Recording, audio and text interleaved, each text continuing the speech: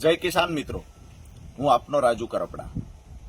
આવતીકાલનો દિવસ એટલે 7 સપ્ટેમ્બર ભાદરવી પૂનમ અને રવિવારનો દિવસ આમ તો ગુજરાતના ખેડૂતો માટે ખૂબ મહત્વનો દિવસ છે।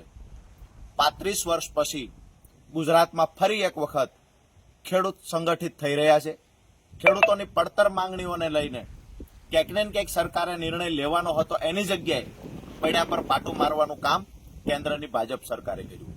ક્યાંક ને ક્યાંક જે ખેડૂતોએ કપાસનો આ વખતે પૂરતો ભાવ મળવાની પૂરી શક્યતાઓ હતી, એ સમયે વિશ્વના દેશોમાંથી કપાસની ભારતમાં કોઈ નિકાસ કરશે અથવા ભારતના કોઈ વેપારી ઉદ્યોગપતિ બહારથી કપાસની આયાત કરશે તો એના પર તમામ પ્રકારના ટેક્સ નાબૂદ કરી ખેડૂતોને પૈડા પર પાટું મારવાનું કામ સરકારે કર્યું છે।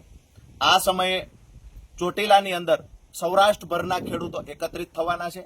1987 પછી સરકાર સામે પડતર માંગણીઓને લઈને ખેડૂતો સંગઠિત થયા નથી। એવડી મોટી સંખ્યામાં ખેડૂતો સંગઠિત થવા જઈ રહ્યા છે। આ સંમેલનમાં આમ આદમી પાર્ટીના રાષ્ટ્રીય સંયોજક માન્ય અરવિંદ કેજરીવાલજી પણ ખેડૂતોની લડાઈમાં સહભાગી થવા પધારી રહ્યા છે। ગુજરાત પ્રદેશના નેતા ઈસુદાનભાઈ ગઢવી હોય, ગોપાલભાઈ ઇટાલિયા, હેમંતભાઈ ખવા, સાગરભાઈ રબારી, મનોજભાઈ સોરઠિયા, તમામ નેતાઓ ચોટીલા આવી રહ્યા છે। લડાઈ કોની છે? લડાઈ જગતના બાપની છે। પહેલી વખત 1987 પછી ખેડૂત મેદાનમાં ઉતર્યો છે। તમામ મિત્રોને એક વિનંતી કરીશ, છેલ્લા 8 વર્ષથી જ્યારે પણ તમે અવાજ ઉઠાવ્યો છે, જ્યારે પણ મને હાકલ કરી છે, ત્યારે હું તમારી વચ્ચે આવીને ઉભો રહ્યો છું। આજે હું રાજુ કરપડા તમામ ખેડૂતોને હાકલ કરું છું।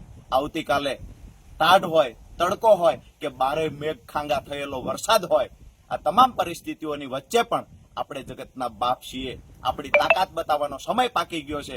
ત્યારે તમામને નમ્ર વિનંતી કરું છું, આવતીકાલે ચોટીલા પધારો। ભલે ગમે એટલો વરસાદ પડે, ભલે ગમે એટલી ગરમી પડે, આ બધાની વચ્ચે પણ ઐતિહાસિક ખેડૂત સંમેલનના તમે બધા સાક્ષી બનો। આપ સૌનો ફરી વખત આભાર માનતાની સાથે જય જવાન, જય કિસાન।